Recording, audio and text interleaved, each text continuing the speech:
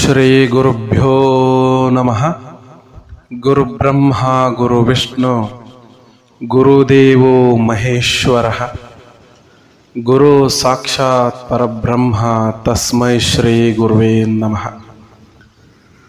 ಹಲವು ಮಾತೇನು ನೀ ನೊಲಿದು ಪಾದವನಿಟ್ಟ, ನೆಲವೇ ಸುಕ್ಷೇತ್ರ ಜಲವೇ ಪಾವನ ತೀರ್ಥ, ಸುಲಭ ಶ್ರೀ ಗುರುವೇ ಕೃಪೆಯಾಗು. ಪ್ರಾತಸ್ಮರಣೀಯರಾದ ಎಲ್ಲ ಪೂಜ್ಯರಲ್ಲಿ, ಶರಣರಲ್ಲಿ, ಅವಧೂತರಲ್ಲಿ, ಸಾಧು ಸತ್ಪುರುಷರಲ್ಲಿ, ತಂದೆ ತಾಯಿಯ ಸ್ವರೂಪರಾದ ತಮ್ಮೆಲ್ಲರ ಪಾದಾರವಿಂದಗಳಿಗೆ ಕೋಟಿ ಕೋಟಿ ಪ್ರಣಾಮಗಳನ್ನು ಸಲ್ಲಿಸುತ್ತ, ಇವತ್ತಿನ ದಿವಸ ಯಾವ ವಿಷಯವನ್ನು ನಾವು ತಿಳಿದುಕೊಳ್ಳೋಣ ಅಂತಂದರೆ, ಮೊದಲನೇ ಭಾಗದೊಳಗೆ ಹಣಮಂತ ಮುತ್ಯಾರು ಶಂಕರಲಿಂಗ ಮಹಾಸ್ವಾಮಿಗಳ ಯಾವ ರೀತಿ ಆದರೂ, ಅವರ ಹುಟ್ಟೂರು ಯಾವುದು, ತಂದೆ ತಾಯಿಗಳು ಯಾರು, ಯಾರ ಕೃಪಾಶೀರ್ವಾದದಿಂದ ಅವರು ಆಧ್ಯಾತ್ಮದ ಲೋಕದ ಧ್ರುವತಾರೆಯಾಗಿ ಮೆರೆದರು ಅನ್ನುವಂತಹ ವಿಷಯವನ್ನು ಸವಿಸ್ತಾರವಾಗಿ ನೋಡಿದ್ವಿ. ಆವಾಗ ನಾನು ಒಂದು ಮಾತು ಹೇಳಿದ್ದೆ, ಏನು ಅಂತಂದರೆ, ಹಣಮಂತ ಮುತ್ಯಾರು ಶಂಕರಲಿಂಗ ಮಹಾಸ್ವಾಮಿಗಳ ಆಗಿ ಕಾವಿ ಬಟ್ಟೆಯನ್ನು ಯಾವ ರೀತಿ ಅವರು ತೊಟ್ಟುಕೊಂಡ್ರು, ಅದಕ್ಕೆ ಸಾಕ್ಷಿಯಾಗಿ ತಾಳಿಕೋಟೆಯ ಖಾಸ್ಕದೇಶ್ವರ ಸ್ವಾಮಿಗಳು ಯಾವ ರೀತಿ ಅವರಿಗೆ ಆಶೀರ್ವಾದ ಮಾಡಿದ್ರು ಅನ್ನುವಂತಹ ಮಾಹಿತಿಯನ್ನು ಮುಂದಿನ ಭಾಗದಲ್ಲಿ ತಿಳಿಸ್ತೇನೆ ಅಂತ ಹೇಳಿದ್ದೆ. ಇವತ್ತು ಅದೇ ವಿಚಾರವಾಗಿ ತಮ್ಮ ಮುಂದೆ ನಾನು ಈ ವಿಷಯವನ್ನು ಪ್ರಸ್ತಾಪಪಡಿಸ್ತಾ ಇದ್ದೇನೆ. ಶಂಕರಲಿಂಗ ಶ್ರೀಗಳು ನೋಡ್ರಿ, ಪ್ರಪ್ರಥಮವಾಗಿ 21 ದಿವಸದ ಅನುಷ್ಠಾನವನ್ನು ಮಾಡಿ ಮುಗಿಸಿದ್ರು. 21 ದಿವಸದ ಅನುಷ್ಠಾನ ಮಾಡಿ ಅದಾಗಲೇ ಅವರ ಹತ್ತಿರ ದಿವ್ಯ ಶಕ್ತಿ ಒಂದು ಆವರಿಸಿಬಿಟ್ಟಿತ್ತು. ಎಷ್ಟೋ ಜನರಿಗೆ ಆಗಲೇ ಅವರ ಕಷ್ಟ ಕಾರ್ಪಣ್ಯಗಳನ್ನು ಬಗೆಹರಿಸುವಂತಹ ಆ ದಿವ್ಯ ಶಕ್ತಿ ಅವರಿಗೆ ಬಂದಿತ್ತು. ಇದಾದ ನಂತರ ಅವರು ಏನು ವಿಚಾರ ಮಾಡಿದರು ಅಂತಂದ್ರೆ, ಇಲ್ಲ, ಇನ್ನ ಒಂದು ಅನುಷ್ಠಾನ ಮಾಡಬೇಕಾಗೈತಿ, 95 ದಿನಗಳ ಅನುಷ್ಠಾನವನ್ನ ನಾನು ಮಾಡುವನಿದ್ದೇನೆ ಅನ್ನುವಂತಹ ವಿಚಾರವನ್ನ ಅವರು ಪ್ರಸ್ತುತಪಡಿಸ್ತಾರೆ. ಆ ವಿಚಾರವಾಗಿ ನಿರಂತರ 95 ದಿನಗಳ ಈ ಅನುಷ್ಠಾನವನ್ನ ಎಲ್ಲಿ ಮಾಡಬೇಕು ಅಂಥೇಳಿ ವಿಚಾರ ನಡೆಸಿರೋ ಸಂದರ್ಭದೊಳಗೆ ಮುದ್ದೇಬಿಹಾಳ ತಾಲೂಕಿನ ಕಂದಗನೂರಿನಲ್ಲಿ ಮಾಡಬೇಕು ಅನ್ನುವಂಥ ವಿಚಾರ ಅವರಿಗೆ ಬಂತು. ಅದಕ್ಕೆ ಜಾಗನೂ ಕೂಡ ಆಯ್ಕೆ ಆಯಿತು. ಎಲ್ಲಿ ಅಂತಂದ್ರೆ ಬಸಯ್ಯ ಹಿರೇಮಠ ಅವರ ಜಮೀನಿನೊಳಗೆ. ಅದು ಕೃಷ್ಣಾ ನದಿಯ ತೀರ, ಪಕ್ಕದಲ್ಲೇ ಕೃಷ್ಣೆ ಹರಿತಾ ಇದ್ದಾಳ. ಆ ನದಿಯ ಪಕ್ಕದಲ್ಲೇ ಬಸಯ್ಯ ಹಿರೇಮಠ ಅವರ ಜಮೀನು. ನೋಡ್ರಿ, ಆ ಜಮೀನು ಹೆಂಗಿತ್ತು ಅಂತಂದ್ರೆ ಸ್ಮಶಾನವಾಗಿತ್ತು. ಜಮೀನಿನೊಳಗೆ, ಆ ಸ್ಮಶಾನದ ಜಾಗದೊಳಗೆ ಎಷ್ಟು ನೆಗೆಟಿವ್ ಎನರ್ಜಿ ಇತ್ತು ಅಂತಂದ್ರೆ, ಅಲ್ಲಿ ರಾತ್ರಿ ಬಿಡ್ರಿ, ಹಗಲಿ ಹೋಗ್ಲಕ್ಕೂ ಕೂಡ ಜನ ಹೆದರ್ತಿದ್ರು. ಅಷ್ಟು ನಕಾರಾತ್ಮಕ ಶಕ್ತಿ ಆ ತಾಣದೊಳಗೆ ತುಂಬಿ ತುಳುಕಾಡ್ತಾ ಇತ್ತು. ದನ ಕರುಗಳು ಸಹ ಅಲ್ಲಿ ಮೇಲಕ್ಕೆ ಹೋಗ್ತಿಲ್ಲಾಗಿದ್ದು. ಯಾಕಂದ್ರೆ ಅಂಥ ಪ್ರದೇಶಕ್ಕೆ ದನಕರುಗಳು ಹೋದರೂ ಸಹ ಅವುಗಳ ಗರ್ಭಪಾತ ಆಗಿಬಿಡ್ತಿತ್ತು. ಅಷ್ಟು ನಕಾರಾತ್ಮಕವಾದಂತಹ ಶಕ್ತಿ ನೋಡ್ರಿ ಆ ಸ್ಥಳದೊಳಗಿತ್ತು. ಆದ್ರೆ ನಮ್ಮ ಹಣಮಂತ ಮುತ್ಯಾರು ಶಂಕರಲಿಂಗ ಮಹಾಸ್ವಾಮಿಗಳು ನೋಡ್ರಿ, ಅದೇ ನನಗೆ ಯೋಗ್ಯವಾದ ಸ್ಥಳ, ಅದೇ ಪ್ರಶಾಂತವಾದ ಸ್ಥಳ, ನಾನು ಅಲ್ಲೇ ಅನುಷ್ಠಾನ ಮಾಡ್ತೀನಿ ಅಂತ ಹೇಳಿ ಆ ಪ್ರದೇಶವನ್ನ ಆಯ್ಕೆ ಮಾಡ್ಕೊಂತಾರೆ. ಅಂತಹ ಪ್ರದೇಶವನ್ನ ಆಯ್ಕೆ ಮಾಡ್ಕೊಂಡ್ರು.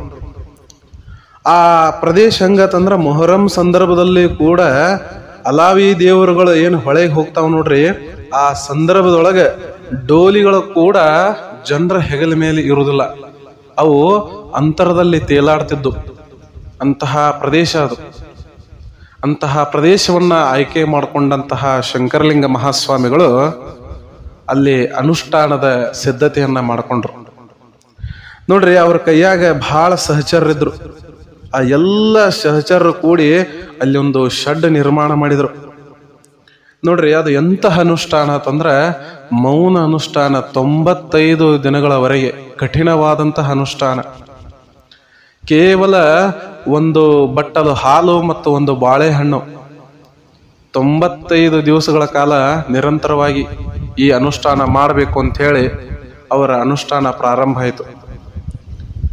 ಅವಾಗ ಆ ಅನುಷ್ಠಾನಕ್ಕೆ ಸಾಕ್ಷೀಭೂತರಾದಂಥವ್ರು ನೋಡ್ರಿ, ಬೊಮ್ಮಣ್ಣವರಿದ್ರು, ಅಶೋಕ್ ಅವರಿದ್ರು, ಸಿದ್ಧಾರೂಢರು ಇದ್ರು, ಸುರೇಶ್ ಅವರಿದ್ರು, ಶರಣಗೌಡ್ರಿದ್ರು, ಶ್ರೀಶೈಲ ಅವರಿದ್ರು, ಬಸಯ್ಯ ಸ್ವಾಮಿಗಳು ಕೂಡ ಇದ್ರು. ಇವರೆಲ್ಲರೂ ಏನ್ ಮಾಡ್ತಿದ್ರಂತಂದ್ರೆ ಶ್ರೀಗಳ ಅನುಷ್ಠಾನಕ್ಕೆ ಸಾಕ್ಷೀಭೂತರಾಗಿ ಅವರಿಗೆ ಏನೇನು ಅವಶ್ಯಕ ಅದ ಅದನ್ನೆಲ್ಲ ತಯಾರಿ ಅಲ್ಲಿ ಮಾಡ್ತಿದ್ರು. ನೋಡ್ರಿ, ಮೌನ ಅನುಷ್ಠಾನ ಇರೋದ್ರಿಂದ ಅಲ್ಲಿ ಶೆಡ್ದೊಳಗೆ ಏನ್ ಮಾಡಿದ್ರು ಅಂದ್ರೆ ಒಂದು ಗಂಟೆಯನ್ನ ಹಾಕಿದ್ರು. ಏನಾದರೂ ವಿಷಯವನ್ನ ಪ್ರಸ್ತಾಪ ಮಾಡಬೇಕು, ಹೇಳಬೇಕು ಅಂತಂದ್ರ ಒಂದು ಗಂಟೆ ಬಾರಿಸ್ಬಿಡೋರು ಶಂಕರಲಿಂಗ ಮಹಾಸ್ವಾಮಿಗಳು. ಗಂಟೆ ಬಾರಿಸಿದ ನಂತರ ಸಹಚರರು ನೋಡ್ರಿ ಗಂಟೆಯ ಸದ್ದಿಗೆ ಬಂದು ಏನು ಎತ್ತ ಅಂತ ವಿಚಾರಿಸಿದಾಗ ಕೇವಲ ಸನ್ನೆಗಳ ಮೂಲಕ ಆಜ್ಞೆ ಮಾಡೋರು. ಯಾಕಂದ್ರೆ ಮೌನ ಅನುಷ್ಠಾನ ಇತ್ತದು. ಇಂತಹ ಮೌನ ಅನುಷ್ಠಾನವನ್ನ ನಿರಂತರವಾಗಿ ಅಲ್ಲಿ ಮಾಡ್ತಾ ಬಂದ್ರು.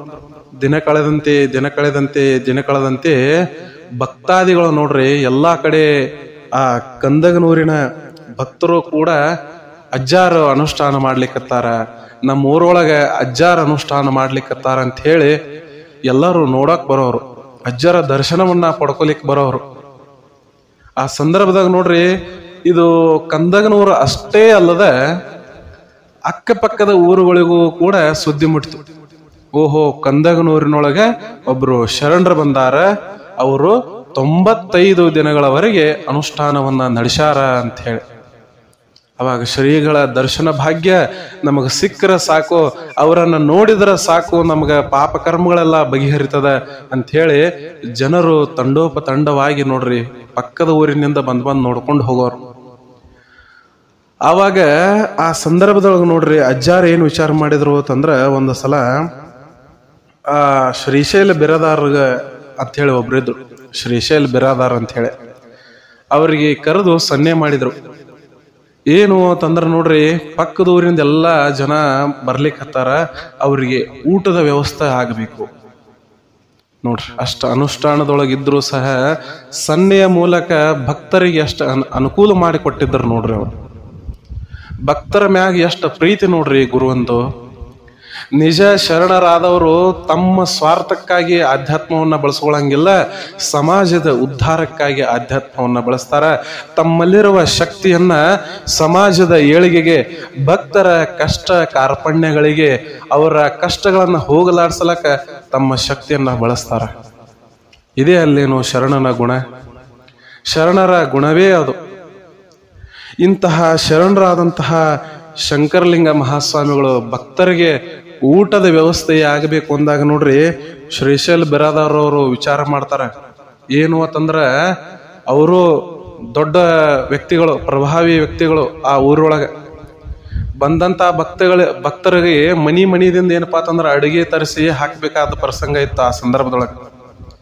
ಅವಾಗ ಸ್ವತಃ ಏನ್ ಮಾಡಿದ್ರು ಅಂತಂದ್ರ ಈ ಶ್ರೀಶೈಲ ಬಿರಾದಾರ್ ಅವರು ತಮ್ಮ ಎಲ್ಲ ಏನು ತಮ್ಮ ಅವರ ಶ್ರೀಮಂತಿಕೆಯ ದರ್ಪ ಅದು ಇದು ಅಂತ ಹೇಳಿ ನಾವೆಲ್ಲ ಕರಿತೀವಲ್ಲ, ಅಂಥದ್ದು ಯಾವುದನ್ನು ಕೂಡ ಅವರು ತಲೆಯಲ್ಲಿ ಇಟ್ಟುಕೊಳ್ಳಲಾರದೆ ಒಬ್ಬ ಸಾಮಾನ್ಯ ಮನುಷ್ಯನಂತೆ ಪ್ರತಿ ಮನೆಗೆ ಹೋಗಿ ಭಕ್ತಾದಿಗಳಿಗೆ ಊಟವನ್ನ ಸಂಗ್ರಹಿಸುವ ಕಾರ್ಯಕ್ಕೆ ಅಣಿಯಾಗತಾರ ಅಂತಂದ್ರ ನೋಡ್ರಿ ಆಧ್ಯಾತ್ಮಕ ಎಷ್ಟು ಶಕ್ತಿ ಅದ, ಆಧ್ಯಾತ್ಮಕ ಎಷ್ಟು ಶಕ್ತಿ ಅದ. ನಾವ್ ಅಂತೀವಿ ನಾನು ದೊಡ್ಡ ಹುದ್ದೆಯೊಳಗದನಿ, ನಾನು ದೊಡ್ಡ ಶ್ರೀಮಂತಿಕೆ ಅದನಿ, ನಾವು ನನ್ನ ಹತ್ತಿಗೆ ಅಂತದದ ಆಸ್ತಿ ಅದ, ಏನ್ ಬೇಕಾದದ ತಂದ್ರೂ ಆಧ್ಯಾತ್ಮದ ಮುಂದೆ ಇದೆಲ್ಲವೂ ಶೂನ್ಯ, ಎಲ್ಲವೂ ಶೂನ್ಯ.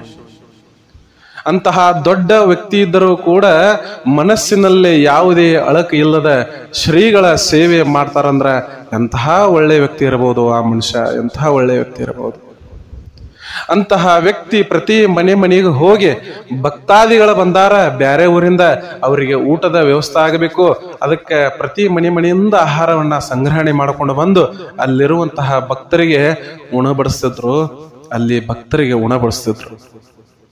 ಭಕ್ತರು ನೋಡ್ರಿ, ಈ ಕಡೆ ಆಧ್ಯಾತ್ಮಿಕ ಪುರುಷನಾದಂತಹ ಈ ಗುರುವಿನ ದರ್ಶನ ಜೊತೆಗೆ ದಾಸೋಹವನ್ನ ಊಟ ಮಾಡಿ ಸಂತೃಪ್ತ ಭಾವದಿಂದ ಅವರು ಊರಿಗೆ ಹೋಗ್ತಿದ್ರು. ಸಂತೃಪ್ತ ಭಾವದಿಂದ ಹೋಗ್ತಿದ್ರು. ಈ ಘಟನೆ ಹಿಂಗ ನಡೀತಾ ಇತ್ತು, ದಿನಂಪ್ರತಿ ಇದು ನಡೀತಾ ಇತ್ತು. ಎಲ್ಲಿವರೆಗೆ ಬಂತು ಅಂದ್ರ ಅನುಷ್ಠಾನ 80 ದಿನದವರೆಗೆ ಬಂತು. ನೋಡ್ರಿ, 80 ದಿನದವರೆಗೆ ಅನುಷ್ಠಾನ ಬಂತು. ಆ ಸಂದರ್ಭದೊಳಗ ಇಡೀ ಕಂದಗನೂರಿನ ಜನ ನಿಬ್ಬೆರಗಾಗುವಂತಹ, ಗಾಬರಿ ಆಗುವಂತಹ ಒಂದು ಪ್ರಸಂಗ ಆಗ್ಬಿಡ್ತು. ಏನಾಯ್ತು ಅಂತಂದ್ರ ನೋಡ್ರಿ, ಅವರು ಶಂಕರಲಿಂಗ ಮಹಾಸ್ವಾಮಿಗಳು ಬೆಳಿಗ್ಗೆ 4 ಗಂಟೆಗೆ ಹೇಳೋರು. 4 ಗಂಟೆಗೆ ಎದ್ದು ಕೃಷ್ಣಾ ನದಿಗೆ ಹೋಗಿ ಸ್ನಾನವನ್ನ ಮುಗಿಸ್ಕೊಂಡು ಬಂದು ಅನುಷ್ಠಾನ ಮಾಡೋರು. ಮತ್ತ ಸಾಯಂಕಾಲ ಅನುಷ್ಠಾನ ಮುಗಿದ ನಂತರ ಮತ್ತೆ ಕೃಷ್ಣಾ ನದಿ ದಡಕ್ಕೆ ಹೋಗಿ ಅಲ್ಲಿ ಸ್ನಾನ ಮಾಡಿ ಮತ್ತೆ ಶೆಡ್ಡದೊಳಗೆ ಬಂದು ಮತ್ತೆ ಅನುಷ್ಠಾನ. ಇದು ನಿರಂತರ ನಡೀತಾ ಇತ್ತು. ನೋಡ್ರಿ, ಕೃಷ್ಣಾ ನದಿಯೊಳಗ ಎಷ್ಟು ಮೊಸಳೆಗಳು ಇದ್ದು, ಯಾವ ಮೊಸಳೆಗಳು ಕೂಡ ಶಂಕರಲಿಂಗ ಮಹಾಸ್ವಾಮಿಗಳ ಹತ್ತಿರ ಸುಳಿಲಿಲ್ಲ. ಹೀಗಿರುವಾಗ 80ನೇ ದಿನ ಏನಾಗಿತ್ತು ಅಂತಂದ್ರ, ಅವರು ಕೃಷ್ಣಾ ನದಿಯಲ್ಲಿ ಸ್ನಾನ ಮಾಡಿಕೊಂಡು ಒಂದು ತಂಬಿಗೆಯೊಳಗ ನೀರು ತಗೊಂಡು ಬರ್ತಿದ್ರು. ಆ ತಂಬಿಗೆಯೊಳಗ ನೀರು ತಗೊಂಡು ಬರುವಂತ ಸಂದರ್ಭದೊಳಗ ಅವರ ಕೈಯೊಳಗಿಂದ ತಂಬಿಗೆ ಕೆಳಗೆ ದಪ್ಪ ಅಂತ ಹೇಳಿ ಬಿದ್ದ್ಬಿಡ್ತು.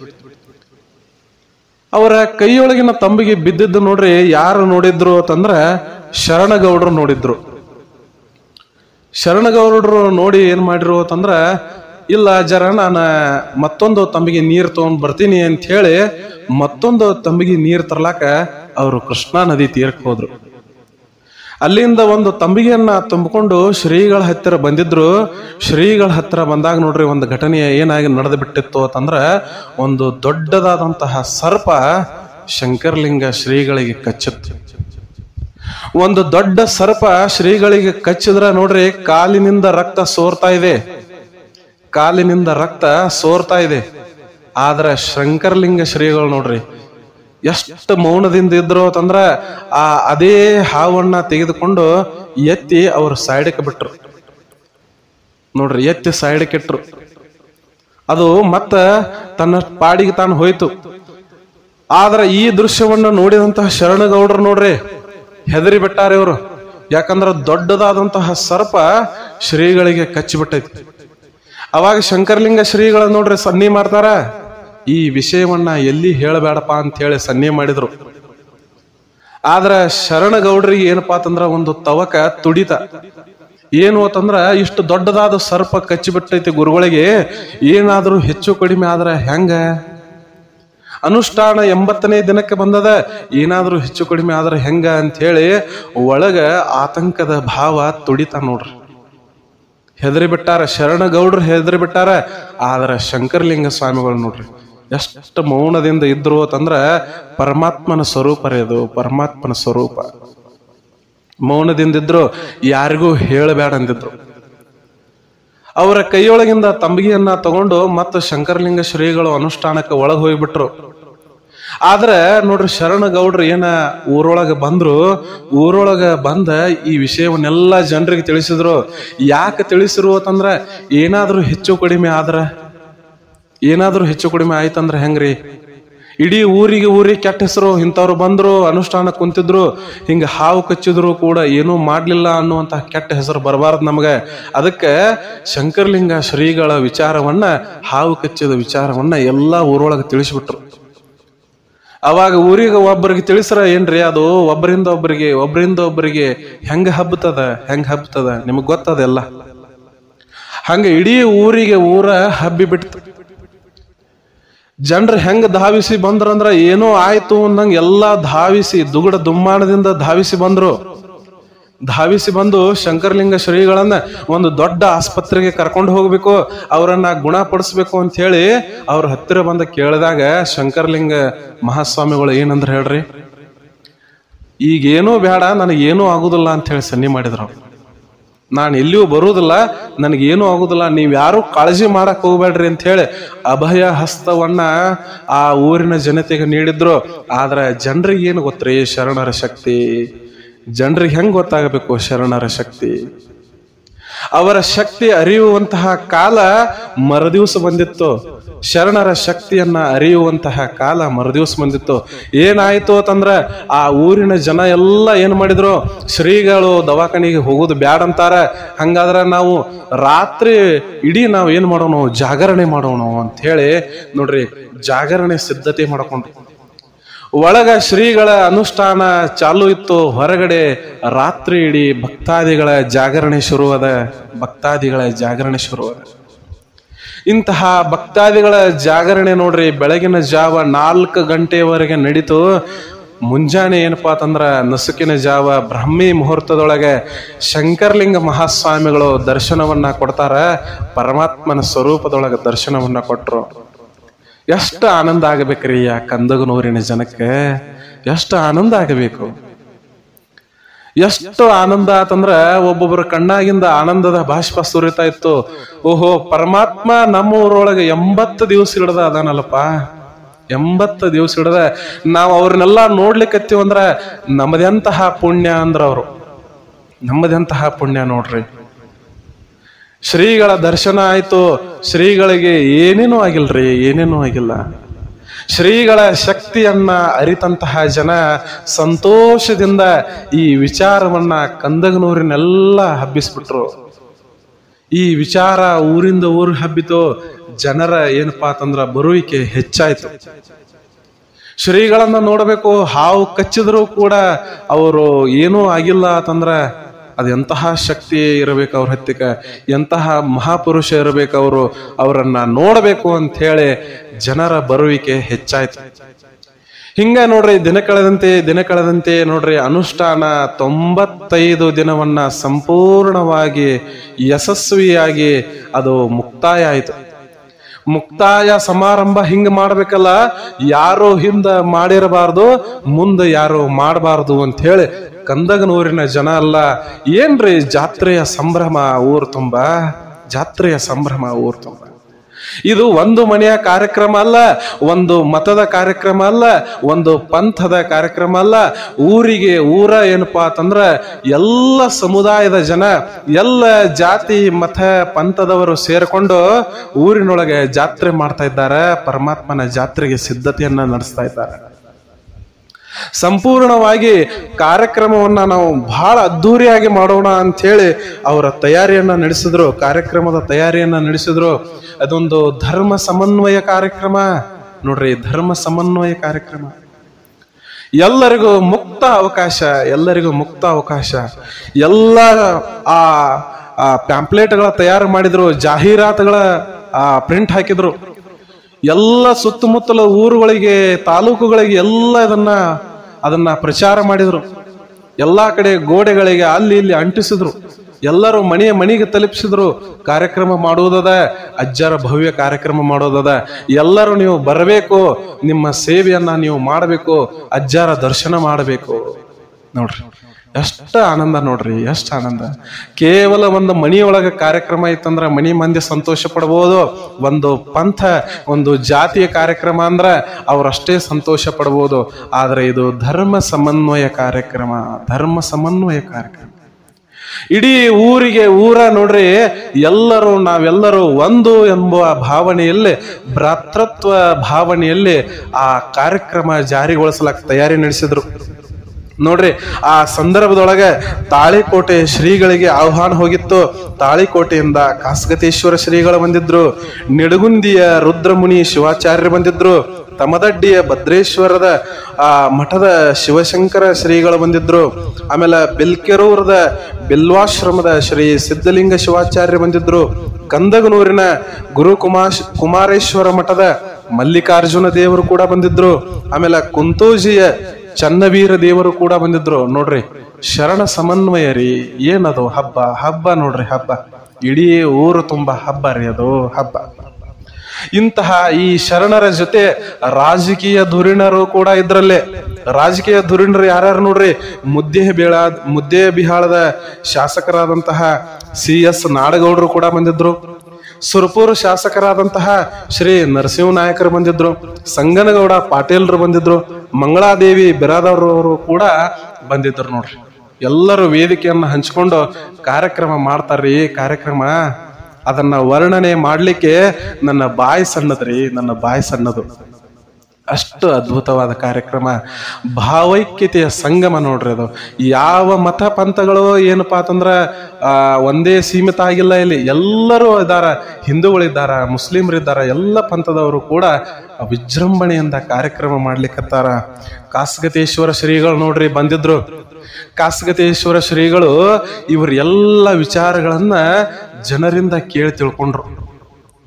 ಜನರಿಂದ ಕೇಳಿ ತಿಳ್ಕೊಂಡು ಎಷ್ಟು ಆನಂದ ಆಯ್ತು ಅವರಿಗೆ. ಎಷ್ಟು ಆನಂದ ಆಯ್ತು ಅಂತಂದ್ರ ಅಲ್ಲೇ ನೋಡ್ರಿ ಸ್ಟೇಜ್ ಮೇಲೇನೆ, ವೇದಿಕೆಯ ಮೇಲೇನೆ ಶಂಕರಲಿಂಗ ಶ್ರೀಗಳನ್ನ ಕರೆಸಿ ಅವರು ಗಟ್ಟಿಯಾಗಿ ತಬ್ಕೊಂಡು ಬಿಟ್ರಿ. ಗಟ್ಟಿಯಾಗಿ ತಬ್ಕೊಂಡು ಬಿಟ್ರು. ಹೆಂಗ ತಬ್ಕೊಂತಾರಂದ್ರ ಅವರು ತಾಯಿ ಮಗುವನ್ನ ಹೆಂಗ ತಬ್ಕೊಂತಾಳ, ಸಂತೋಷದ ಕಣ್ಣೀರನ್ನ ಸುರಿಸ್ತಾಳ, ಆ ಭಾವೈಕ್ಯತೆಯ ಕಣ್ಣೀರನ್ನ ಸುಳಿಸ್ತಾಳ, ಆಧ್ಯಾತ್ಮದ ಕಣ್ಣೀರ ನೋಡ್ರಿ ಅವಾಗ ಕಾಸಗತೇಶ್ವರ ಶ್ರೀಗಳಿಗೆ ಬಂತು. ಎಂತಹ ವ್ಯಕ್ತಿಪಾ ನೀನು, ಎಂತಹ ವ್ಯಕ್ತಿ. ಹಿಂಗ ಹಾವು ಕಚ್ಚಿದ್ರು ನನಗೆ ಏನೂ ಆಗ್ಲಿಲ್ಲ, 95 ದಿನಗಳವರೆಗೆ ಅನುಷ್ಠಾನ ಮಾಡಿದ್ಯಲ್ಲಪ್ಪ, ನಾನು ಕೂಡ ಇದನ್ನ ಮಾಡಿಲ್ಲಲ್ಲಪ್ಪ, ನಾನು ಕೂಡ ಇದನ್ನ ಮಾಡಿಲ್ಲ, ನೀನ್ ನನಗಿಂತ ದೊಡ್ಡವನಾಗಿಬಿಟ್ಟೆಲ್ಲಪ್ಪ ನೀನು ಅಂತ ಹೇಳಿ ಹಾಡಿ ಹೊಗಳಿದ್ರಿ. ಹಾಡಿ ಹೊಗಳಿದ್ರಿ. ಮಗ ಏನೋ ಒಂದು ಕೆಲಸ ಮಾಡಿ ಊರೊಳಗೆ ಒಂದು ಹೆಸರು ತಂದ್ರ ತಾಯಿಗೆ ಎಷ್ಟು ಸಂತೋಷ ಆಗಬಾರ್ದು, ತಾಯಿಗೆ ಎಷ್ಟು ಸಂತೋಷ ಆಗಬಾರ್ದು. ಅಷ್ಟೇ ಸಂತೋಷ ಶಂಕರಲಿಂಗ ಮಹಾಸ್ವಾಮಿಗಳನ್ನ ನೋಡಿದಾಗ ಕಾಸಗತೇಶ್ವರ ಶ್ರೀಗಳಿಗೆ ನೋಡ್ರಿ.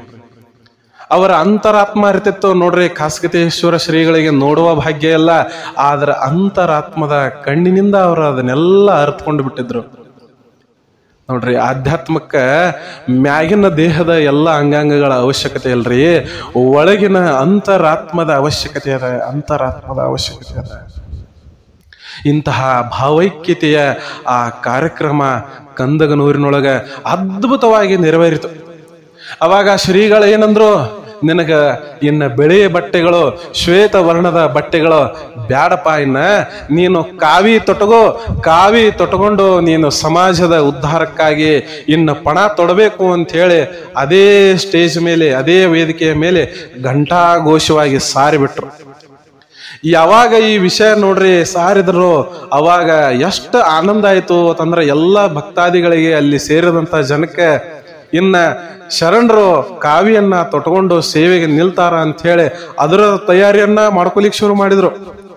ಆದ್ರ ಆ ಸಂದರ್ಭದವ್ರು ನೋಡ್ರಿ, ಈ ಕಾರ್ಯಕ್ರಮ ಇಲ್ಲಿ ಬೇಡ, ಗುಂಡಕರಜಿಗೆ ಒಳಗ ಅವ್ರು ಹುಟ್ಟ್ಯಾರ, ಆ ಹುಟ್ಟೂರಿನಲ್ಲೇ ಈ ಕಾರ್ಯಕ್ರಮ ಆಗಲಿ ಅಂತ ಹೇಳಿ ಅಲ್ಲಿಂದ ಅವರು ಗುಂಡಕರಜಿಗೆ ಬಂದ್ರು. ಒಂದ್ 2-3 ದಿವಸ ಆದ ನಂತರ ಆ ಕಡೆ ಬಂದ್ರು. ಅಲ್ಲಿ ಕೂಡ ಕಾವಿಯನ್ನ ಧರಿಸುವಂತಹ ಕಾರ್ಯಕ್ರಮ ಬಹಳ ಅದ್ದೂರಿಯಾಗಿ ನಾವು ಮಾಡ್ಬೇಕು ಅಂತ ಹೇಳಿ ನೋಡ್ರಿ, ಹುಟ್ಟೂರಾದಂತಹ ಊರಿನ ಜನ ಎಷ್ಟು ಅದ್ದೂರಿಯಾಗಿ ಮಾಡಿದ್ರು ಅವರು ಕೂಡ. ಅಂತಂದ್ರ ನಮ್ಮ ಊರೊಳಗಿದ್ದಂತಹ ಒಬ್ಬ ವ್ಯಕ್ತಿ, ನಮ್ಮ ಜೋಡಿ ಚಿಕ್ಕಂದಿನಿಂದ ನಮ್ಮ ಊರಾಗ ನಮ್ಮ ಕಣ್ಣು ಮುಂದೆ ಓಡಾಡಿದಂತಹ ವ್ಯಕ್ತಿ, ಸ್ವತಃ ಏನಪ್ಪಾ ಅಂತಂದ್ರ ಮದ್ಯ ವ್ಯಸನಿಯಾಗಿರುವಂತಹ ವ್ಯಕ್ತಿ ಶರಣನಾಗಿ ಬದಲಾಗ್ಯಾನ ಅಂತಂದ್ರ ಊರಿಗೆ ಊರ ಹೆಮ್ಮೆ ಪಡುವಂತಹ ವಿಷಯ, ಊರಿಗೆ ಊರ ಹೆಮ್ಮೆ ಪಡುವಂತಹ ವಿಷಯ. ಅಂತಹ ಕಾರ್ಯಕ್ರಮ ತಯಾರಿ ನಡೆಸ್ಬಿಟ್ರು ಗುಂಡಕರಜಿ ಒಳಗ ನೋಡ್ರಿ, ಕಾವಿ ಧಾರಣೆಯನ್ನ ಮಾಡೋ ಸಲುವಾಗಿ ಅಲ್ಲಿ ತಯಾರಿ ನಡೆದಿತ್ತು. ಈ ಕಾರ್ಯಕ್ರಮಕ್ಕೆ ನೋಡ್ರಿ ಶಂಕರಲಿಂಗ ಶ್ರೀಗಳಿಗೆ ಉಪದೇಶವನ್ನ ಮಾಡಿರುವಂತಹ ಗೋನಾಳದ ಬಸಪ್ಪ ಶರಣರ ಮಗನಾದಂತಹ ನೋಡ್ರಿ ಉಗ್ರ ತಪಸ್ವಿಗಳವರು ಪವಾಡ ಪರಪ್ಪಯ್ಯನವರು ಕೂಡ ಅಲ್ಲಿ ಬಂದ್ಬಿಟ್ಟಿದ್ರು. ಪವಾಡ ಪರಪ್ಪನವರು ನೋಡ್ರಿ ಅಲ್ಲಿ ಬಂದು ಅವರು ಕೂಡ ಆ ಕಾರ್ಯಕ್ರಮಕ್ಕೆ ಸಾಕ್ಷೀಭೂತರಾಗಿ ಶ್ವೇತ ವರ್ಣ ಬಟ್ಟೆಗಳನ್ನೆಲ್ಲ ತೆಗೆಸಿ ಅವರಿಗೆ ಕಾವಿ ಧಾರಣೆಯನ್ನ ಮಾಡುವಂತಹ ಕೆಲಸ ಬಹಳ ವಿಜೃಂಭಣೆಯಿಂದ ನಡೀತು. ಊರೊಳಗ ಮೆರವಣಿಗೆ ನಡೀತು. ಏನ್ರಿ ಆ ಮೆರವಣಿಗೆಗಳಿಗೆ ಜನ ಸಾಗರ ಸಾಗರ ಜನಸಾಗರ ಅದು. ಹಂಗ ಸಾಗರೋಪಾದಿಯಲ್ಲಿ ಜನ ಬಂದ್ಬಿಟ್ಟಿತ್ತು.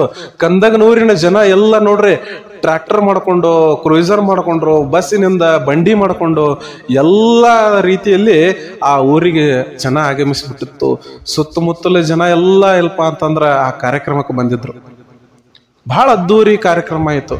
ಊರೊಳಗೆಲ್ಲ ಮೆರವಣಿಗೆ ಆಯ್ತು ನೋಡ್ರಿ. ಅಂತಹ ಆ ಮೆರವಣಿಗೆಯ ವಿಚಾರ ನಾನು ಮಾತಾಡ್ಬೇಕಂದ್ರ ಅಂತಹ ಕೆಲಸವನ್ನ, ಅಂತಹ ಸಂಭ್ರಮವನ್ನ ನಾನು ನೋಡಿಲ್ಲಲ್ಲ ಅನ್ನುವಂಥದ್ದು ಒಂದು ಕೊರಗು ಈಗಲೂ ಕೂಡ ನನ್ನ ಮನಸ್ಸಿನೊಳಗ ಕಾಡ್ತದೆ. ಅಂತಹ ಕಾರ್ಯಕ್ರಮಕ್ಕೆ ನಾವ್ಯಾರು ಇಲ್ಲಾಗಿದ್ವಲ್ಲಪ್ಪ ಅನ್ನುವಂತಹ ಒಂದು ಕೊರಗು ನೋಡ್ರಿ. ಅಂತಹ ಅದ್ಭುತ ಕಾರ್ಯಕ್ರಮ ಗುಂಡ ಕರಜಿಗೊಳಗಾಯ್ತು. ಶ್ವೇತವರ್ಣದ ಬಟ್ಟೆಗಳನ್ನೆಲ್ಲ ತೆಗೆದು ಕಾವಿ ಬಟ್ಟೆಗಳನ್ನ ಹಾಕೊಂಡ ನಂತರ ನೋಡ್ರಿ ಆ ಸಂದರ್ಭದೊಳಗ ಶಂಕರಲಿಂಗ ಮಹಾಸ್ವಾಮಿಗಳು ತಮ್ಮ ಗುರುಗಳಾದಂತಹ ಮೆಹಬೂಬ್ ಸುಬಾನಿಯವರನ್ನ ನೆನೆಸ್ತಾ ಇದ್ದಾರೆ. ಮನದಲ್ಲಿ ಮೆಹಬೂಬ್ ಸುಬಾನಿಯವರನ್ನ ಮನದಲ್ಲಿ ನೆನೆಸ್ತಾ ಇದ್ದಾರೆ ನೋಡ್ರಿ. ಒಬ್ಬ ಮುಸ್ಲಿಂ ಸೂಫಿ ಸಂತನ ಶಿಷ್ಯನಾಗಿ ಒಬ್ಬ ಹಿಂದೂ ಅದಾನ. ಇನ್ನ ಇದೇ ಪರಂಪರೆ ಮುಂದುವರಿಬೇಕು ಅಂತ ಹೇಳಿ ನನ್ನ ನಂತರ ಒಬ್ಬ ಮುಸ್ಲಿಂ ವ್ಯಕ್ತಿಗೆ ಏನಪ್ಪಾ ಅಂತಂದ್ರ ಅವರು ತಮ್ಮ ತಲೆ ಮೇಲೆ ಇರುವಂತಹ ಹಸಿರು ರುಮಾಲನ್ನ ತೊಡಸ್ತಾರ. ಅದು ಯಾರಿಗೆ ಅಂತಂದ್ರ ಆಹೇರಿಯ ಭಕ್ತರಾದಂತಹ ರಜಾಕ್ ಮುತ್ಯಾರಿಗೆ. ರಜಾಕ್ ಮುತ್ಯಾರ ನೋಡ್ರಿ ಶ್ರೀಗಳ ಭಕ್ತರಿದ್ರು, ಆಹೇರಿಯಿಂದ ಬಂದವರಿದ್ರು. ಅವರಿಗೆ ತಮ್ಮ ತಲೆಯ ಮೇಲಿರುವಂತಹ ಹಸಿರ ರುಮಾಲನ್ನ ತೆಗೆದ ಅವರು ತಲೆ ಮ್ಯಾಗಿಟ್ರು. ಈ ಪರಂಪರೆ ಏನಿದೆ, ಈ ಭಾವೈಕ್ಯತೆಯ ಪರಂಪರೆ ನಿರಂತರವಾಗಿ ಇದು ಮುಂದುವರಿಲಿ ಅನ್ನುವಂಥದ್ದು ಆಶಯ ನೋಡ್ರಿ ಅದು. ಅಂತಹ ಒಳ್ಳೆಯ ವಿಚಾರ ನೋಡ್ರಿ. ಹಿಂದೂ ಮುಸ್ಲಿಮರ ಏನಪ್ಪಾ ಅಂತಂದ್ರ ಕೂಡಿ ಇರುವಂಥದ್ದು ನಾವು ಎಲ್ಲಿ ಕೇಳಿದ್ವು ಅಂತಂದ್ರ ಯಾವಾಗ ಸಂತ ಶಿಶುನಾಳ ಶರೀಫರು ಮತ್ತು ಗೋವಿಂದ ಭಟ್ರ ಇದ್ದರು ನೋಡ್ರಿ, ಆ ಸಂದರ್ಭದೊಳಗೆ ಇದನ್ನ ಕೇಳಿದ್ವಿ ನಾವು. ಸಂತ ಶಿಶುನಾಳ ಶರೀಫರು ಮತ್ತು ಗೋವಿಂದ ಭಟ್ರು. ಅದಾದ ನಂತರ ತಿಂತಣಿಯ ಮೌನೇಶ್ವರ ಮಹಾಸ್ವಾಮಿಗಳು ಅಂತ ನೀವು ಕೇಳಿರಿ. ನಾನು ಅವರ ವಿಚಾರಗಳನ್ನ ಬಹಳಷ್ಟು ಹೇಳಿನಿ. ಅವರು ಕೂಡ ಮುಸ್ಲಿಮರನ್ನ ತಲೆ ಮೇಲೆ ಹೊತ್ತು ಮೆರೆದಿದ್ರು. ತಿಂತಣಿಗೆ ಹೋದ್ರೆ ನಿಮಗೆ ಗೊತ್ತಾಗ್ತದೆ, ಕೆಳಗ ಮೌನೇಶ್ವರನ ಗುಹೆ ಇದೆ, ಮ್ಯಾಗ ಏನಪ್ಪಾ ಅಂತಂದ್ರ ದರ್ಗಾ ಇದೆ. ಇಂತಹ ಭಾವೈಕ್ಯತೆಯ ಕೇಂದ್ರಗಳು ಏನದಾವಲ್ಲ ನಮ್ಮ ಕರ್ನಾಟಕದೊಳಗ ಅದಾವ. ಸಾಕಷ್ಟು ಶರಣರ ಆಗಿ ಹೋಗ್ಯಾರ. ಅಂತವರ ಸಾಲಿನಲ್ಲಿ ಶಂಕರಲಿಂಗ ಶ್ರೀಗಳು ಕೂಡ ಒಬ್ರು ಅಂತಂದ್ರ ಎಷ್ಟು ಹೆಮ್ಮೆ ವಿಚಾರ ನೋಡ್ರಿ ನಮ್ಗ. ಈಗಲೂ ಕೂಡ ಶ್ರೀಗಳನ್ನ ನೋಡಬೇಕು. ಶ್ರೀಗಳನ್ನ ಒಂದು ಸರ ನೋಡಿದ್ರ ಸಾಕು, ಅವರ ಜೊತೆ ಒಂದು ಕ್ಷಣ ನಾವು ಮಾತಾಡಿದ್ರ ಸಾಕು, ಅವರ ಪಾದವನ್ನ ಒಂದು ಸಲ ನಾವು ಸ್ಪರ್ಶ ಮಾಡಿದ್ರ ಸಾಕು, ಜನ್ಮದ ಪಾಪ ಕರ್ಮಗಳೆಲ್ಲ ಸುಟ್ಟು ಹೋಗ್ತದ ಅಂತ ಹೇಳಿ ಎಷ್ಟು ಜನ ಕಾಯಕತ್ತಾರ. ಅಂತಹ ಶರಣರ ದರ್ಶನ ನಮಗ ಆದದ್ದೇ ಒಂದು ಪುಣ್ಯ. ಅವರ ನಮ್ಮ ಜೊತೆ ಅದಾರಂದ್ರ ಅದೇ ಒಂದು ನಮಗ ಪುಣ್ಯ. ಯಾವ ಜನ್ಮದ ಪುಣ್ಯವೋ ಏನೋ ಇಂತಹ ಶರಣರೆಲ್ಲ ನಮಗ ದೊರೆತಾರ. ಅಂತಹ ಶರಣರ ಏನಪ್ಪಾ ಅಂತಂದ್ರ ಕಾರ್ಯಕ್ರಮ ಅದ್ಧೂರಿಯಾಗಿ ಗುಂಡ ಕರ್ಜಿಗೆ ಒಳಗ ನಡೀತು ನೋಡ್ರಿ. ಶರಣರಿಗೆ ಕಾವಿ ತೊಡಬೇಕು ಅನ್ನುವಂತಹದ್ದು ಈ ಏನು ವಿಚಾರ ಇತ್ಲ, ಈ ವಿಚಾರ ಮೊದಲು ಒಂದು ಘಟನೆಯೊಳಗ ಇದು ನಡೆದು ಹೋಗಿತ್ತು. ಮುಂದೊಂದು ದಿವಸ ಶರಣರ ಕಾವಿ ತೊಟಗೊಳ್ಳುವಂತಹ ಪ್ರಸಂಗ ಬರ್ತತಿ ಅನ್ನುವಂತಹ ಈ ವಿಚಾರ ಎಷ್ಟೋ ವರ್ಷಗಳ ಮೊದಲೇ ಒಮ್ಮೆ ನಡೆದು ಹೋಗಿತ್ತು. ಆ ಪ್ರಸಂಗವನ್ನ ಹೇಳ್ತೀನಿ ಕೇಳ್ರಿ. ಒಂದು ಸಲ ಏನು ಮಾಡಿದ್ರು ಅಂತಂದ್ರ ಹನುಮಂತ ಮುತ್ಯಾರು ಇನ್ನೂ ಆಧ್ಯಾತ್ಮದ ಕ್ಷೇತ್ರಕ್ಕೆ ಇವರು ಇನ್ನ ಬಂದಿಲ್ಲಾಗಿದ್ರು. ಅವಾಗ ಮಧ್ಯ ವ್ಯಸನಿಗಳವರು. ನಾನು ಮೊದಲನೇ ಭಾಗದೊಳಗೆ ಈ ವಿಚಾರವನ್ನ ಸವಿಸ್ತಾರವಾಗಿ ನಿಮಗೆ ಹೇಳಿದ್ದೇನೆ. ಮಧ್ಯ ವ್ಯಸನಿಗಳಾದಂತಹ ಹನುಮಂತ ಮುತ್ಯಾರು ಅವರ ಆತ್ಮೀಯ ಮಿತ್ರರಾದಂತಹ ಬೇಲಾಳದ ಗುರಪ್ಪ ಶರಣರ ಜೊತೆ ಒಂದು ಸಲ ಇಂಗಳೇಶ್ವರ ಜಾತ್ರೆಗೆ ಹೋಗಿರ್ತಾರೆ. ಇಂಗಳೇಶ್ವರ ಜಾತ್ರೆಗೆ ಹೋದಾಗ ನೋಡ್ರಿ, ಅವರು ಒಂದು ಜೊತೆ ಬಟ್ಟೆಯನ್ನ ತಗೊಂಡಾರ, ಶರಣರು ಒಂದು ಜೊತೆ ಬಟ್ಟೆಯನ್ನ ತಗೊಂಡು ಬಿಟ್ಟಾರ ನೋಡ್ರಿ. ಆ ಜಾತ್ರೆ ಒಳಗ ಅದ ದಿವಸ ಜಾತ್ರೆ ಮುಗಿಸ್ಕೊಂಡು ಎಲ್ಲ ಮರುದಿವ್ಸ ಸ್ನಾನಗೀನ ಮಾಡ್ಕೊಂಡು ಬರ್ಬೇಕಂತ ಹೇಳಿ ತಯಾರಿ ನಡೆದಿತ್ತು. ಆದ್ರೆ ನಮ್ಮ ಹನುಮಂತ ಮುತ್ಯಾರ ನೋಡ್ರಿ ಯಾವಾಗ ಬಹಳ ಮದ್ಯ ವ್ಯಸನಿಗಳು, ಬಹಳಷ್ಟು ಮದ್ಯಪಾನವನ್ನ ಮಾಡ್ತಿದ್ರು. ಅವಾಗ ಶರಣರು ಏನ್ ಮಾಡ್ತಾರತ್ತಂದ್ರ ಇವ್ರ ಚೀಲಿನಾಗಿರುವಂತಹ ಶ್ವೇತವರ್ಣದ ಬಟ್ಟೆಗಳನ್ನ ಶರಣ ಧರಿಸಿದ್ರು. ಶರಣರ ಚೀಲನೊಳಗಿರುವಂತಹ ಕಾವಿ ಬಟ್ಟೆಯನ್ನ ಹನುಮಂತ ಮುತ್ಯಾರ ಧರಿಸಿಬಿಟ್ಟಿದ್ರು. ನೋಡ್ರಿ, ಇದು ಮುಂದೆ ಹಿಂಗ ಆಗತೈತೆ ಅನ್ಲಾಕ ಮೊದಲೇ ಮುನ್ಸೂಚನೆ ಏನೋ, ಯಾರಿಗ್ ಗೊತ್ತು ಮೊದಲೇ ಮುನ್ಸೂಚನೆ ಸಿಕ್ಕಿತ್ತೋ ಏನೋ. ಆದ್ರ ವಿಪರ್ಯಾಸ ನೋಡ್ರಿ ಅಲ್ಲಿ ಹೆಂಗ್ ನಡೆದು ಬಿಟ್ಟಿತ್ತು ಅಂತಂದ್ರ, ಕಾವಿ ಬಟ್ಟೆಯನ್ನ ಹಾಕೊಂಡಂತ ಹನುಮಂತ ಮುತ್ಯಾರು ಯಾವಾಗ ಗುಂಡ ಕರ್ಸಿಗೆ ಬರ್ತಾರೋ ಅವ್ರಿಗೆ ಅರಿವೇ ಇಲ್ಲ ಅದು. ಯಾಕಂದ್ರ ಮದ್ಯ ವ್ಯಸನಗಳು ಅವರಿಗೆ ಅದರ ಪರಿವೇ ಇಲ್ಲ, ಅದರ ಅರಿವೇ ಇಲ್ಲ. ಗುಂಡ ಕರ್ಸಿಗೆ ಬರೋ ಹೊತ್ತಿನೊಳಗೆ ಅವರ ಮೈ ಮೇಲಿದ್ದ ಕಾವಿ ಬಟ್ಟೆಗಳು ಶ್ವೇತ ವರ್ಣದ ಬಟ್ಟೆಗಳಾಗಿ ಬದಲಾಗಿ ಬಿಟ್ಟಿತ್ತು. ನೋಡ್ರಿ ಎಂಥ ಘಟನೆಗಳ ನಡೀತಾವ, ನೋಡ್ರಿ ಎಂಥ ಘಟನೆಗಳು ನಡೀತಾವ. ಮುಂದ ಇಂಥ ಒಬ್ಬ ಶರಣ ನಾಡಿನೊಳಗೆ ಜನರ ಉದ್ಧಾರಕ್ಕಾಗಿ ನಿಲ್ಲತಾರ ಅನ್ನುವಂತಹ ಈ ವಿಚಾರ ಎಷ್ಟೋ ವರ್ಷಗಳ ಮೊದಲೇ ಅದು ಸೂಕ್ಷ್ಮವಾಗಿ ತಿಳಿಸಿಕೊಟ್ಟಿತ್ತು. ಈಗಲೂ ಕೂಡ ಶಂಕರಲಿಂಗ ಮಹಾಸ್ವಾಮಿಗಳನ್ನ ನೋಡ್ಬೇಕಂತ ಎಷ್ಟು ದೂರದಿಂದ ಊರಿಂದ ಜನ ಬರಾಕತ್ತಾರ್ರಿ, ಎಷ್ಟು ದೂರದಿಂದ ಬರಾಕತ್ತಾರ. ಯಾರಿಗೆ ಭಾಗ್ಯ, ಯಾರಿಗೆ ಪುಣ್ಯ, ಯಾರಿಗೆ ಏನು ಸಿಗಬೇಕನ್ನೋತ್ ಅದು ಐತಲ್ಲ, ಅದೆಲ್ಲವೂ ವಿಧಿ ಲಿಖಿತ. ನಾನು ಕೂಡ ಎಲ್ಲೂ ಹೋಗ್ಬೇಕು, ಯಾರನ್ನ ನೋಡ್ಬೇಕು ಅಂತ ಹೇಳಿ ಬಯಸ್ತೀವೋ, ಆದ್ರ ಅದು ಆಗುದಿಲ್ಲ. ಯಾರ ಪುಣ್ಯ ಹೆಂಗೈತೋ ಅಂತವರಿಗೆ ಆ ಭಾಗ್ಯ ಸಿಗ್ತದ. ನೋಡ್ರಿ, ಅವರ ನೋಡುವಂತಹ ಭಾಗ್ಯ, ಅವರ ವಿಚಾರಗಳನ್ನ ಹೇಳುವಂತಹ ಪುಣ್ಯ ನನಗೆ ಸಿಕ್ಕೈತಿ ಅಂತಂದ್ರ ನಾನೆಷ್ಟು ಪುಣ್ಯ ಮಾಡಿರ್ಬೇಕ್ರಿ, ನಾನೆಷ್ಟು ಪುಣ್ಯ ಮಾಡಿರ್ಬೇಕು. ಈ ವಿಚಾರಗಳನ್ನ ನೀವು ಕೇಳಾಕತ್ತೀರಿ, ನೀವು ಕೇಳಿ ಶರಣರನ್ನ ನೋಡ್ತೀರಿ ಅಂತಂದ್ರ ನಿಮ್ಮದೆಂತಹ ಪುಣ್ಯ ಇರಬಹುದು, ನಿಮ್ಮದೆಂತಹ ಪುಣ್ಯ ಇರಬಹುದು. ನೋಡ್ರಿ, ನನಗೆ ಏನು ಪುಣ್ಯ ಸಿಗತೈತಿ ಅದರ 10ರಷ್ಟು ಪುಣ್ಯ ನಿಮ್ಮೆಲ್ಲರಿಗೂ ಸಿಗಲಿ. ಅವರ ಪವಾಡಗಳನ್ನ ಹೇಳ್ತಾ ಹೋದ್ರೆ ನನ್ನ ಬಾಯಿ ಸಣ್ಣದಾಕೈತಿ, ಅಷ್ಟು ಪವಾಡಗಳನ್ನ ಮಾಡ್ಯಾರ. ಮುಂದಿನ ಭಾಗದೊಳಗೆ ಒಂದೊಂದೇ ಪವಾಡಗಳನ್ನ ನಾನು ಹೇಳ್ತಾ ಹೋಗ್ತೀನಿ. ನೀವು ಕೇಳಿ ಕೇಳಿ ಪುನೀತರಾಗ್ರಿ. ಅವರ ದರ್ಶನವನ್ನ ಆದಷ್ಟು ಬೇಗ ಎಲ್ಲರೂ ತೆಗೆದುಕೊಳ್ರಿ ಅಂತ ಹೇಳ್ತಾ, ಪರೋಪಕಾರಂ ಇದಂ ಶರೀರಂ ಸರ್ವೇ ಜನ ಸುಖಿನೋ ಭವಂತು, ಸಕಲ ಸನ್ಮಂಗಳಾನಿ ಭವಂತು ಅಂತ ಹೇಳ್ತಾ ಎಲ್ಲರಿಗೂ ನಮಸ್ಕಾರ.